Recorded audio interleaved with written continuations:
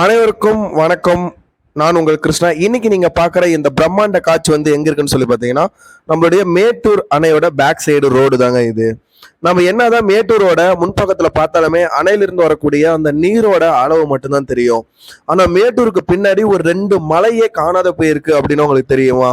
ஒரு கோயிலே முழுகிற நிலைமையில இருக்கு அப்படின்னு உங்களுக்கு தெரியுமா?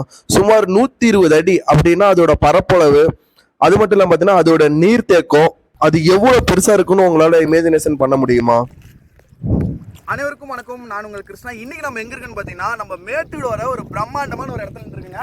நம்ம டேமுக்கு அப்படியே பேக் சைடு இருக்கிறோம். இன்னைக்கு அணையோட நீர் மட்டம் பாத்தீங்கன்னா 118 அடிங்க. வேற லெவல் கூட சொல்லுவேன்.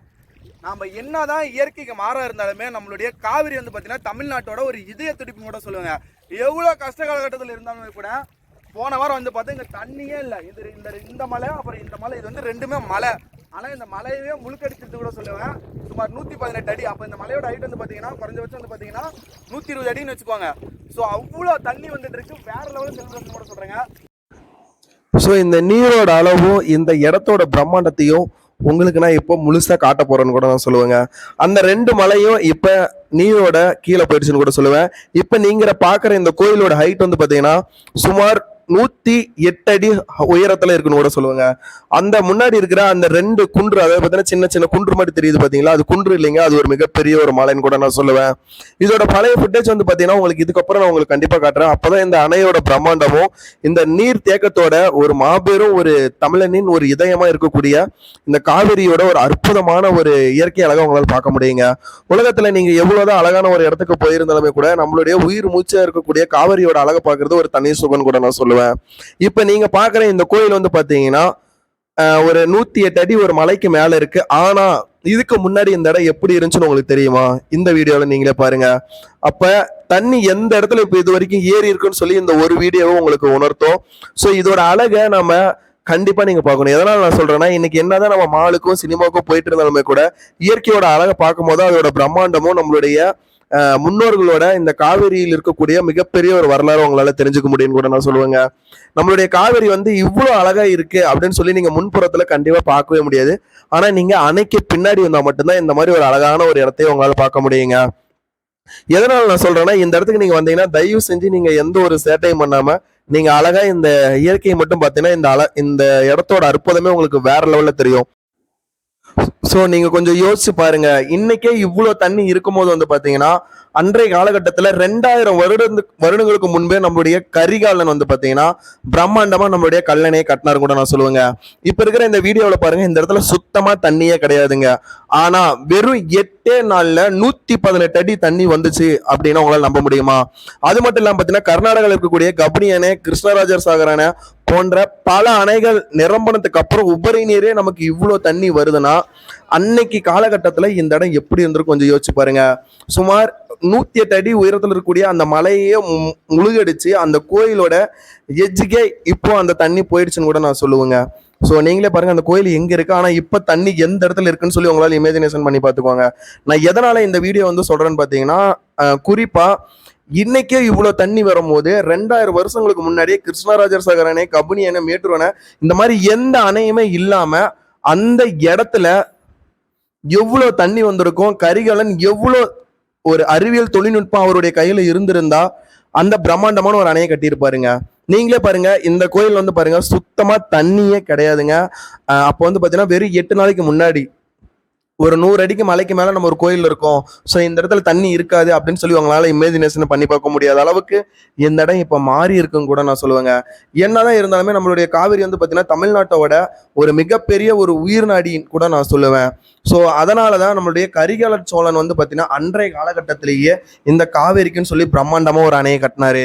அதுக்கப்புறமா உருவானதான் இந்த மேட்டூர் அணை. நான் எதுக்காக இந்த வரலாறு நான் சொல்றேன்னா, கண்டிப்பா நீங்க தமிழ்நாட்டில் இருந்தீங்கன்னா இந்த காவிரியோட முக்கியத்துவத்தை நீங்க கண்டிப்பா தெரிஞ்சுக்கணும். இதோட பிரம்மாண்டத்தை நீங்க மேட்டூர் அணைக்கு முன்னாடி பாத்தீங்கன்னா சுத்தமா உங்களால தெரியாதுங்க. அதுவே நீங்க மேட்டூர் அணைக்கு பின்னாடி பக்கம் பார்க்கும்போது பாத்தீங்கன்னா இதோட பிரம்மாண்டம் வேற லெவல்ல இருக்குங்க. நீங்க பாருங்க, இந்த இடத்துல தண்ணியே கிடையாது. இப்ப பாத்தீங்கன்னா வெறும் 35 அடி கண்ணாடி மட்டும்தான் இருக்கு. அதாவது பாத்தீங்கன்னா 8 நாளைக்கு முன்னாடி நான் சொல்றேன். இன்னைக்கு தேதி 29. ஆனால் இதே வந்து பார்த்தீங்கன்னா ஒரு 15 ஒரு 14 டேட்டில் வந்து பார்த்தீங்கன்னா இவ்வளோ தண்ணியே கிடையாதுங்க. வெறும் 8 நாளில் 118 அடி தண்ணி வந்திருக்குன்னு கூட நான் சொல்லுவேன். ஸோ அதனால தான் நானும் சொல்கிறேன், நம்மளுடைய காவிரியோட பிரம்மாண்டத்தை நீங்கள் ரசிக்கணும்னா மறக்காமல் மேட்டூருக்கு நீங்கள் உங்கள் லைஃப்பில் வாழ்நாள் ஒரு நாளாச்சும் நீங்கள் வந்து பாருங்கள். அப்போ தான் இந்த காவிரியோட ஒரு பிரம்மாண்ட அழகும் உங்களால் பார்க்க முடியும்னு கூட நான் சொல்லுவேங்க. சரி, ஓகே, இப்போ தண்ணி இல்லாமல் நம்ம பார்த்துருக்கோம். இதுவே இன்னைக்கு அப்டேட், அதாவது பார்த்தீங்கன்னா 29ஆம் தேதி இன்னைக்கு. ஸோ இன்றைய நாளில் இதோட நீரோட நிலப்பரப்பு மற்றும் அதோட பிரம்மாண்டமான கச்சை உங்களுக்கு இதுக்கு பின்னாடி நான் காட்டுறேன், கண்டிப்பாக நீங்கள் பாருங்கள். அது மட்டும் இல்லாமல் நீங்கள் மேட்டூருக்கு போனீங்கன்னாவே நீங்கள் இந்த 16 கம்மா பாலத்தை மிஸ் பண்ணிடாதீங்க. ஏன்னா இது வந்து ரொம்பவே அழகாக இருக்கும் முழுக்க தண்ணி இருக்கும் போது. ஸோ அந்த தண்ணி இருக்கிற வீடியோ வந்து இப்போ நான் போடுறேன் பாருங்க. இப்போ இந்த தண்ணி வந்து நீர்மட்டம் வந்து பார்த்தீங்கன்னா 119 அடி தொட்டுருச்சுன்னு கூட நான் சொல்லுவேன். ஸோ இந்த பிரம்மாண்டத்தை நீங்களே பாருங்க. ஒரு 10 நாளில் உங்களுக்கு 3 லட்சம் 4 லட்சம் இல்லைங்க, பல லட்சம் கனஅடி நீர் வரணும்னா அப்போ அந்த காவிரியோட பிரம்மாண்டத்தை உங்களால் இமேஜினேஷன் பண்ணி பாருங்க. அன்றைய காலகட்டத்தில் நம்மளுடைய முன்னோர்கள் அதை எப்படிலாம் அதை கணக்கிட்டு அந்த அணையை கல்லணையை கட்டியிருப்பாருன்னு சொல்லி கொஞ்சம் யோசிச்சு பாருங்க. இன்னைக்கு 3 அணைகள் தாண்டியே நமக்கு இவ்வளோ பிரம்மாண்டமான ஒரு மேட்டூர் அணை தாண்டியே திருச்சிக்கு போகிற அந்த கல்லணைக்கு அவ்வளோ தண்ணி போகுதுன்னா அன்றைய காலகட்டத்தில் குறுக்க எந்த அணையுமே கிடையாது. அப்போ அதோட காவிரியோட வேகமும் நீரோட அளவும் எவ்வளோ இருக்குன்னு சொல்லி நீங்கள் இமேஜினேஷன் பண்ணி பார்த்துக்கோங்க. ஸோ இப்போ இந்த இடத்தோட ஒரு லைவ் அப்டேட் பாருங்க. இது மாதிரி ஒரு அழகான ஒரு காவேரியோட பிரம்மாண்டத்தை இந்த இடத்த தவிர வேறு எங்கேயுமே உங்களால் பார்க்க முடியாதுங்க. நான் எதனால சொல்றேன்னா, கரிகாலன்ல இருந்து சோழர்ல இருந்து நம்மளுடைய பெருமையே, நம்மளுடைய தமிழ்நாட்டோட ஒரு உயிர் மூச்சு அப்படின்னு சொல்லி பார்த்தீங்கன்னா நம்மளுடைய காவிரின்னு கூட சொல்லுவேன். ஸோ மறக்காம நீங்க வந்து பாருங்க இதோட பழைய ஃபுட்டேஜ் எப்படி இருந்துச்சு, இந்த ஃபுட்டேஜ் அப்படின்னு சொல்லி உங்களுக்கு நான் காட்டுறேன். அது இல்லாமல் இது வந்து பார்த்தீங்கன்னா புது தண்ணி ஊற்றிக்கிறதுக்கே ரொம்ப அழகா இருக்குங்க. ஆனால் தண்ணி ஊற்றிக்கும் போது வந்து சொல்லும் போது பார்த்தீங்கன்னா தயவு செஞ்சு இந்த இடத்துல யாருமே ஊற்றாதீங்க. எதனால் நான் சொல்கிறேன்னா, சும்மா மட்டமாக இருக்கிற மாதிரி தான் தெரியும். ஆனால் குறைஞ்சபட்சம் 118 அடி அங்கேருந்து வர ஃபோர்ஸுக்கே நம்மளை வச்சு அழுத்திடும், நம்ம செத்துருவோம். ஸோ அதனால் இந்த இடத்துக்கு நீங்கள் வந்து குளிக்கவே கூடாது. நீங்கள் குளிக்கணும்னா டேமுக்கு அந்தாலும் போனால் மட்டும்தான் தண்ணி கொஞ்சம் ஸ்லோவாக இருக்கும், அந்த அழுத்தம் கம்மியாக இருக்கும், நீங்கள் அழகாக குளிக்கலாம். இங்கே வந்தீங்கன்னா இந்த இயற்கையை நீங்கள் அழகாக ரசிக்கலாம்.